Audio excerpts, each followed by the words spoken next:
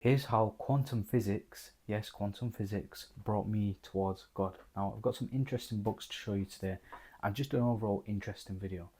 Now, for me to open with that statement, it's definitely going to hook a lot of you in. And even for me, when I look back on my story and my journey into Christianity, it's definitely one that I often think about from time to time, just wondering where it all began and just being thankful and feeling a lot of gratitude to be in this position I'm in now. Now, you'll see behind me a lot of books. Now, I have always been a big reader, and in terms of the books that I would read, a lot of it is not typical fiction books.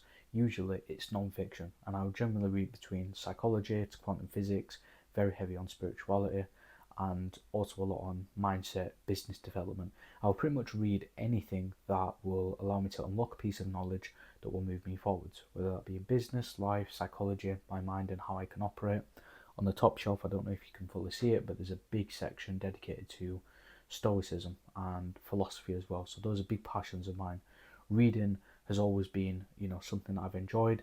I've always loved the idea of learning something new. Every time I wake up, I'm always thinking, what can I do to move myself forwards? So reading was definitely a fundamental aspect into my journey into Christianity. However, I only came into this, a couple of weeks ago. It was at a Bible study group, right? And when I actually looked at the why, what was the actual reason behind me reading these books? Because my journey started out with typical mindset stuff, self help stuff, because I was always wanting to understand things, right? I wanted to understand why certain things had happened to me growing up. I wanted to understand why I was the way I am or the way I was, back then. The idea was that I had all these gaps missing inside of me, and these books, as I perceived them, would hold the answers. So that the more the books that I read, the more that I would unlock the keys to this sense of happiness, this sense of belonging where I wanted to be. It's weird when I look at these books now. I've been at so many different stages of my life. I've been through so many different eras of me, and yet I've never really been able to read a book and think, you know what, that has instantly solved a problem. So you begin to see my journey into reading books has a lot of benefits, but it's also very flawed because I was reading these books to fill gaps, and it's not me alone that can fill these gaps. All right. So these books, whilst they are self-help books, they was never really helping me at all. It was just leaving me with a bigger ego because I'd read these books.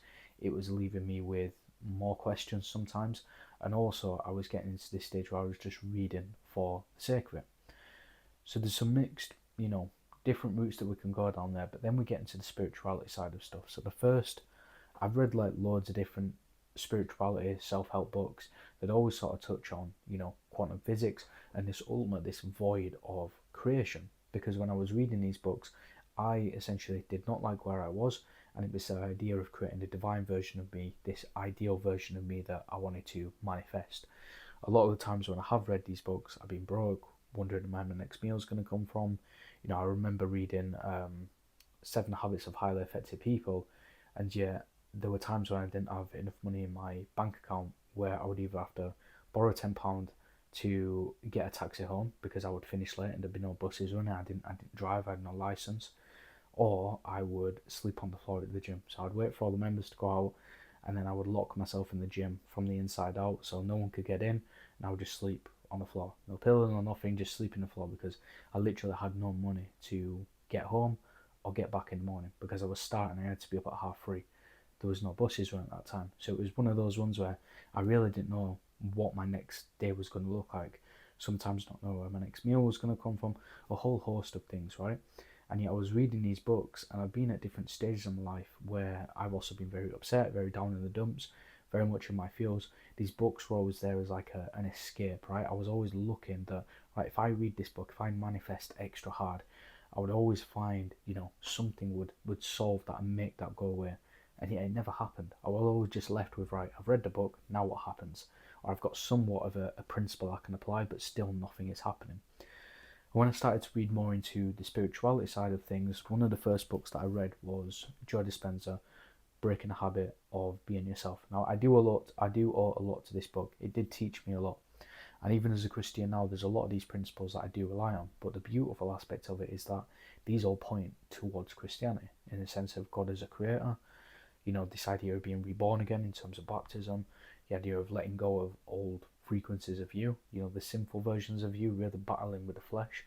So I do owe a lot to spirituality, and I do still read in the books now. But what I found, the more that I've read these books, particularly with Breaking the Habit of Being Yourself, which isn't directly a quantum physics book, but with the background that Joe Dispenza has and his background, it definitely has a lot of quantum fundamentals.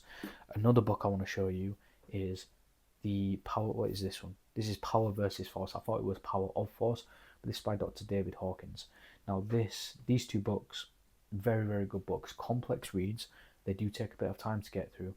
But what I found was that as I made my way through these books, as well as a couple of the others on my shelf, they all seem to point towards this void, this source of creationness in different substrates. We've got what do we have? We have the Kabbalah, we have, different principles in Breaking the Habit of Being Yourself.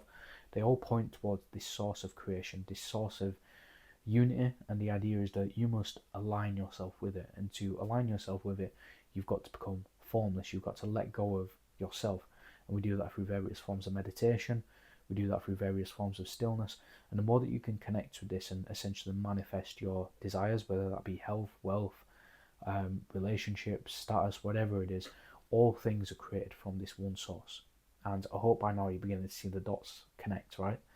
So I would start to read these books and I would start to understand these things. And the first thing that these books gave me was a sense of awareness. I started to see the world in a different way. I started to think, right, it's not just work hard, work hard, work hard, because that's all my life had ever been, right? I had all these things, a little bit of the situations and the standard of living that I used to be in. So that basically created this mindset of weaponized work ethic. Like I would work every single hour under the sun. There was times where I had a 9 to 5 and I was starting to build my own stuff. Where I could get away with it, I would just work through the nights. That would be days of no sleep. I would generally do this on a Thursday. So Thursday, stock up, caffeinate, energy drinks, and I would just work a full hour, without sleep, into the Friday evening, and then rest on the Saturday, and then straight back into it again. So I was always like, these gaps in my life have basically created this level of work ethic where the only thing I knew was just work. Do the action, wake up, first thing you do is work. And ultimately, these books helped me start seeing things differently. If it can't be just working hard, there has to be more to it. And I think that was the one turning point I had. These books started me to think, right, now I need to start looking at my thoughts. I need to start looking at who it is that I want to become. Who am I even to begin with? In the Power versus Force book, it sort of goes into the idea that the world is a bit of a hologram in the sense that it's all based on perception. That perception will going to come from your inner beliefs and thoughts, the things that you see. I could look at one bottle and see that there's water in it. Yeah, if it's a heavily shaded area or a pitch black area, you're not even going to see the bottle at all. So in that instance, which person is correct? Neither. It's based on the perception, right? So all of these books are starting to allow me to think differently, start to understand the world in different ways, started to meditate every day. A journal is something that I've kept every single day for at least the past 2 to 3 years now. Sometimes I'm journaling multiple times a day. Sometimes I'll set up and for an entire evening I'll just journal where we're doing 10 plus pages. Other times it's just a quick page and it's just sort of going through what's in my mind, what do I want the day to go like. So I did learn a lot in terms of what I could apply from these books. But when I began to understand that all of these things began to point to the same source, in quantum physics, essentially it's called the quantum field in which everything is created from. And really what I wanted to do is the more that I understood the quantum aspects behind it, that was something real, tangible. Like quantum physics, it's complex, it's real, and I was like, right, if quantum physics is saying this, it must be real, right? It has to be that you must align with this one source of creation, whether it be the quantum field, simply consciousness itself, this cosm in which everything is created. Some books don't even allude to a name for it. But I started to understand that these things all stem towards one place of creation. And then it's only when I began to become open to the idea of Christianity and I essentially began to return to faith that I realised that these things were all pointing towards God. This idea of, for example, Hebb's law. So Hebb's law is a neurological term that states that neurons that no longer fire together, wire together.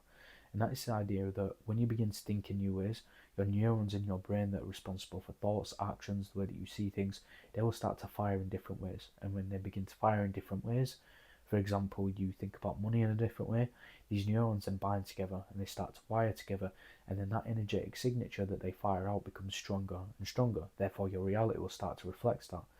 But then, as I sort of saw this one source of creation and all these gaps in my life, and everything started. It's like everything had just had a light shone on it, and not just me. I'm talking the books. Everything just became super clear. So if everything pointed towards this one source of creation, that creation is God. And that really was just the turning point. I started to realize that these books were just painting gods in different words, or God, sorry. So these books started to teach me. They walked me towards God by undisclosably. They were sort of speaking about him, but not directly speaking about him.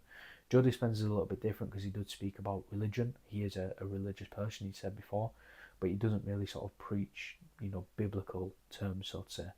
But these books helped pave the way to direct me towards God, and it started to help me understand certain things. And I promise you, by now you've sort of understood.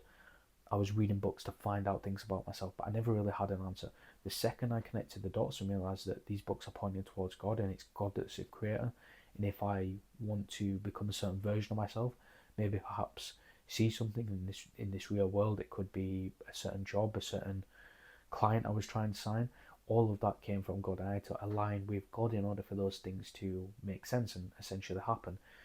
The second I understood that God was the reason for this all and He was the creator, everything became clear. It became clear why I went through the certain things that I did, why I had struggled with certain stuff growing up, why certain stuff had happened to me. All of that became clear. The books that I was reading became clear. Even now, as it stands, when I read a book, I can instantly understand it and think, yep, I know what verse they're referencing to. I know that it's a religious reference. I can tie it to the Bible. And then what you'll find is that the more books that you read, bearing in mind, I've got some books that go back to, I think my oldest one is maybe 1700, right? It was printed in the 1700s. All of these books are just the Word of God regurgitated. It's the same thing, just word in a different way, new words added in. It is all biblical stuff. I'm currently reading Paul's letter to the Romans, and it basically mentions people started worshipping the the creature rather than the creator. How many times do people worship money? And they're always focused on cars and watches and women and all these different fleshly desires. They're looking at the creator rather the creature rather than the creator. So that this is the Bible. This is the oldest word of them all. This is the truest word. It's non-formatted. It hasn't been changed. Yet all of these books are just regurgitated. They come from some source. They all point towards God as a creator. So it's been a wild journey as to how that's happened, right? Because usually people would go the other way. Maybe they go from religion to science. But yet for me, science led me towards God. It was the complete opposite way around. And going into the depths of quantum physics, deep spirituality, esoteric practices, all of that once I understood and I essentially let go. So the idea here is letting go and let God was the one turning point where I actually started to return towards faith. And I always say return because we are God's creation. God is not something that came around. He always has, always is, and always will be. So by me discovering faith, yes, I've discovered it, but I've just returned to the Creator. That's all it is. So I'd love to know your thoughts on this, and I'll see you guys for the next video.